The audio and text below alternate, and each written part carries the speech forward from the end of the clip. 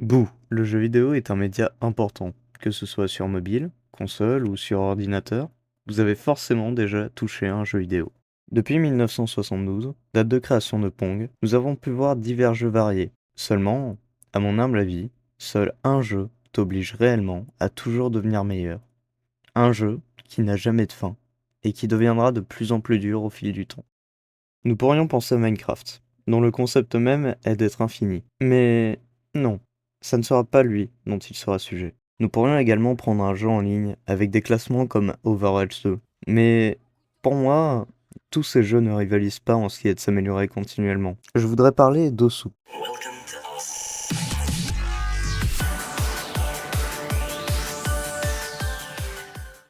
Alors, Osu, c'est quoi? Osu, c'est un jeu de rythme free-to-play sorti en 2007 et il est disponible sur PC et mobile.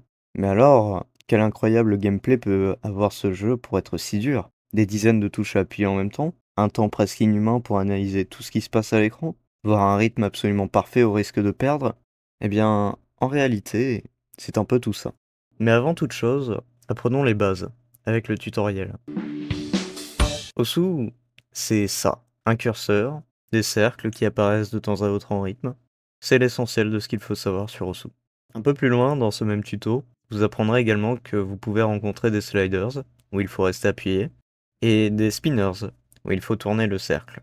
Voilà, vous savez jouer à Osu. Le jeu paraît simple? Non. Et si je vous montrais ça?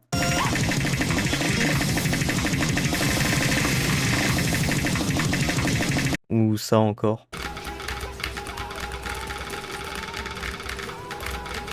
Ou même encore ça? Là où le jeu se veut simpliste d'apparence, il ne l'est pas du tout. Maintenant, je vais vous parler des bitmaps.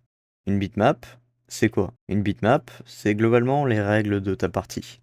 C'est elle qui choisit où tu dois cliquer, à quelle vitesse, quel combo maximum tu pourras avoir sur la map, etc., etc. C'est la carte sur laquelle tu choisis de jouer. Et là où les jeux de rythme plus traditionnels ne proposent que des maps qui ont été créées par les développeurs, Osu fait sa force dans des maps créées par la communauté. C'est-à-dire que pour une musique, vous pourriez avoir des maps totalement différentes. De plus, le créateur de cette bitmap peut choisir de faire plusieurs difficultés, et inclure donc d'autres bitmaps également différentes. Et quand vous laissez la création du jeu à la communauté, deux camps majoritaires se créent.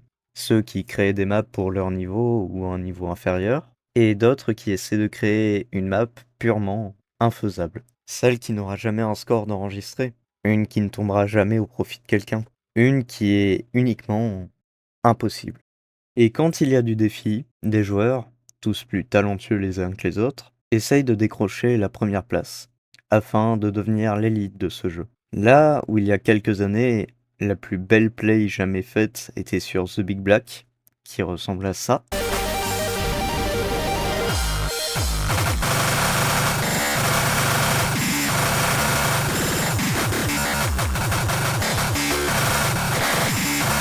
Maintenant, la plus belle play ressemble à ça, sur Sidetracked Day.